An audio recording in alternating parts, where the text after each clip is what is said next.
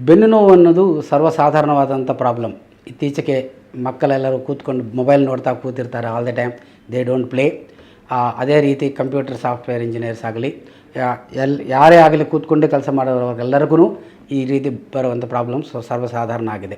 ಇದಕ್ಕೆ ಅದರ ಕಾರಣ ಏನಾಗಲೆಂದರೆ ಬೋನಲ್ಲಿ ಕ್ಯಾಲ್ಶಿಯಂ ಕಡಿಮೆ ಆಗೋದು, ಮಸಲ್ಸ್ ವೀಕ್ ಆಗೋದು, ಇಂಜುರಿ ಆಗೋದು, ಒಬೇಸಿಟಿ ತುಂಬ ಭಾರ ಇರೋದು, ಇಂಥವೆಲ್ಲ ಅನೇಕ ಕಾರಣಗಳು. ಸೊ ಇದನ್ನೆಲ್ಲನೂ ಅವಾಯ್ಡ್ ಮಾಡಬೇಕಂದ್ರೆ ರೆಗ್ಯುಲರ್ ಎಕ್ಸಸೈಸ್ ಮಾಡಬೇಕು, ಒಳ್ಳೆ ಪಾಶ್ಚರ್ ಮೇಂಟೈನ್ ಮಾಡಬೇಕು, ಒಳ್ಳೆ ಡಯಟ್ ತೊಗೋಬೇಕು, ಪೋಷಕಾಹಾರ ಇರಬೇಕು, ಕ್ಯಾಲ್ಶಿಯಂ ಚೆನ್ನಾಗಿರಬೇಕು, ಆ್ಯಕ್ಟಿವಿಟಿ ಮೊಬಿಲಿಟಿ ತುಂಬ ಚೆನ್ನಾಗಿರಬೇಕು. ಸ್ಪೈನ್ ಅನ್ನೋದು ತುಂಬ ಇಂಪಾರ್ಟೆಂಟ್ ಸ್ಟ್ರಕ್ಚರ್. ಇದು ಬಂಚ್ ಆಫ್ ಬೋನ್ಸ್ ಅಲ್ಲ, ಬ್ರೈನಿಂದ ಬರುವಂಥ ಎಲ್ಲ ನರಗಳು, ದೇಹಕ್ಕೆ ಬರುವಂಥ ಎಲ್ಲ ನರಗಳನ್ನು ಒಳಗಡೆ ಪ್ರೊಟೆಕ್ಟ್ ಮಾಡುವಂಥ ಬೋನಿ ಸ್ಟ್ರಕ್ಚರ್. ಇದರಲ್ಲಿ ಮಲ್ಟಿಪಲ್ ಬೋನ್ಸ್, ಕತ್ತಿಂದ ಕೆಳಗಡೆ ಭಾಗವರೆಗೂ ಅನೇಕ ಬೋನ್ಸ್ ಕೂಡಿರುತ್ತದೆ. ಅದರ ಒಳಗಡೆ ಈ ಮಿಲಿಯನ್ಸ್ ಆಫ್ ನರ್ವ್ ಫೈಬರ್ಸ್ ಬ್ರೈನಂದು ಬಾಡಿಗೆ ಕನೆಕ್ಟ್ ಆಗ್ತಾ ಇರುತ್ತೆ.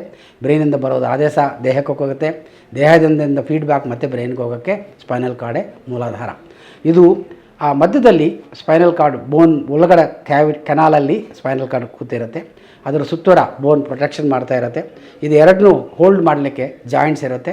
ಆ ಜಾಯಿಂಟ್ಸ್ನಿ ಸುತ್ತಮುತ್ತ ಅಲೈನ್ಮೆಂಟ್ ಮಾಡಲಿಕ್ಕೆ ಲೆಗಮೆಂಟ್ಸ್ ಇರುತ್ತೆ.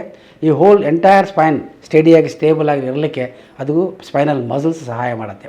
ಈ ಸ್ಪೈನಲ್ ಮಸಲ್ಸ್ ವೀಕ್ ಆದಾಗ, ಲೆಗಮೆಂಟ್ಸ್ ಟೇರ್ ಆದಾಗ ಈ ಥರ ಪ್ರಾಬ್ಲಮ್ ಬರೋದಕ್ಕೆ ಚಾನ್ಸ್ ಆಗುತ್ತೆ. ಸ್ಪೈನ್ ಎರಡು ಮಧ್ಯದಲ್ಲಿ ಒಂದು ಕಂಡರ ಥರ ಇರುತ್ತೆ, ವಾಷರ್ ಅಂತ ಹೇಳ್ತೀವಿ, ಅದನ್ನೇ ಡಿಸ್ಕ್ ಅಂತ ಹೇಳ್ತೀವಿ.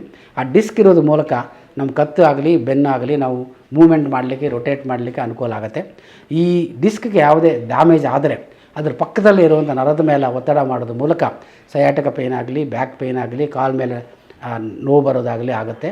ಅದಕ್ಕೆ ತಕ್ಷಣ ತಪಾಸಣೆ ಮಾಡಿ MRI ಸ್ಕ್ಯಾನ್ ಮೂಲಕ ಅದು ಡಯಾಗ್ನೋಸಿಸ್ ಮಾಡಿದಾಗ ಆ ನರದ ಮೇಲೆ ಒತ್ತಡ ಕಡಿಮೆ ಮಾಡಿದರೆ ಚೆನ್ನಾಗಿ ವಾಸಿ ಆಗುತ್ತೆ. ವಯಸ್ಸಾದ ಮೇಲೆ ಇದಕ್ಕೆ ಡಿಜೆನರೇಷನ್ ಅಂತ ಹೇಳ್ತೀವಿ. ಸ್ಪಾಂಡಲೋಸಿಸ್ ಆಗಲಿ ಅಥವಾ ಮೂಳೆ ಹರಿದೋಗೋದು, ಜಾಯಿಂಟ್ಸ್ ಎಲ್ಲ ಹರಿದೋಗುತ್ತೆ, ಮೂಲ ಎಲ್ಲ ಸ್ವಲ್ಪ ವೀಕ್ ಆದಾಗ ಅದು ನರದ ಮೇಲೆ ರಬ್ ಮಾಡಲಿಕ್ಕೆ ಅಥವಾ ಟಚ್ ಮಾಡಲಿಕ್ಕೆ ಅವಕಾಶ ಇರುತ್ತೆ. ಅದರಿಂದನೂ ಬ್ಯಾಕ್ ಪೇನ್ ಆಗಲಿ, ಕಾಲು ನೋವಾಗಲಿ ಬರಲಿಕ್ಕೆ ಅವಕಾಶ ಇದೆ. ಇದನ್ನು ಆದಷ್ಟು ಮಟ್ಟಿಗೆ ಒಳ್ಳೆಯ ಲೈಫ್ ಸ್ಟೈಲ್, ಒಳ್ಳೆಯ ಎಕ್ಸಸೈಸ್, ಒಳ್ಳೆಯ ಮೇಂಟೆನೆನ್ಸ್ ಆಫ್ ದ ಸ್ಪೈನ್ ಇಂದ ಆಹಾರದಿಂದ ನಾವು ಆದಷ್ಟು ಮಟ್ಟಿಗೂ ಅವಾಯ್ಡ್ ಮಾಡ್ಬೋದು. Fitness is very important. Pasteur maintenance is very important. So ತುಂಬ ಜನಕ್ಕೆ ಒಂದು ಸಮಯ ಪ್ರಾಬ್ಲಮ್ ಇದೆ, ಸ್ಪೈನಲ್ ಕಾರ್ಡಲ್ಲಿ ಟ್ಯೂಮರ್ ಇದೆ ಅಥವಾ ಡಿಸ್ಕ್ ಸ್ಲಿಪ್ ಆಗಿದೆ, ನರದ ಮೇಲೆ ಒತ್ತಡ ಆಗ್ತಾಯಿದೆ ಅಂದರೆ ಪಾದಕ್ಕೆ ನಡೀಲಿಕ್ಕೆ ತೊಂದರೆ ಆಗ್ತಾಯಿದೆ, ನಡೆದರೆ ನೋವು ಬರ್ತಾಯಿದೆ ಅಂದರೆ ತಕ್ಷಣ MRI ಸ್ಕ್ಯಾನ್ ಮಾಡಿ ಅದನ್ನು ಡಯಾಗ್ನೋಸಿಸ್ ಮಾಡಿ ಅದನ್ನು ರಿಲೀವ್ ಮಾಡಿಕೊಳ್ಳೋದು ಒಳ್ಳೆಯದು. ತುಂಬ ಜನಕ್ಕೆ ಸ್ಪೈನಲ್ ಕಾರ್ಡ್ ಸರ್ಜರಿ ಅಂದರೆ ತುಂಬ ಅಪೋಹ, ಭಯ ಇದೆ.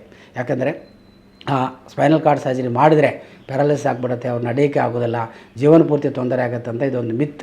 ಇವಾಗ ಆಧುನಿಕ ಶಸ್ತ್ರಚಿಕಿತ್ಸಾ ವಿಜ್ಞಾನದಿಂದ ಅನೇಕ ಮಾಡರ್ನ್ ಟೆಕ್ನಾಲಜಿ ಮೂಲಕ ಸ್ಪೈನಲ್ ಸರ್ಜರಿ, ಮೈಕ್ರೋ ಸರ್ಜರಿ ಆಗಿದೆ, ಎಂಡೋಸ್ಕೋಪಿಕ್ ಸರ್ಜರಿ ಆಗಲಿ, ಅತಿ ಸೂಕ್ಷ್ಮವಾದಂಥ ಪರಿಕರಗಳಿಂದ ಈ ನರಗಳ ಮೇಲೆ ಇರುವಂಥ ಒತ್ತಡ ಕಡಿಮೆ ಮಾಡಲಿಕ್ಕೆ ಸಾಧ್ಯತೆ ಇದೆ.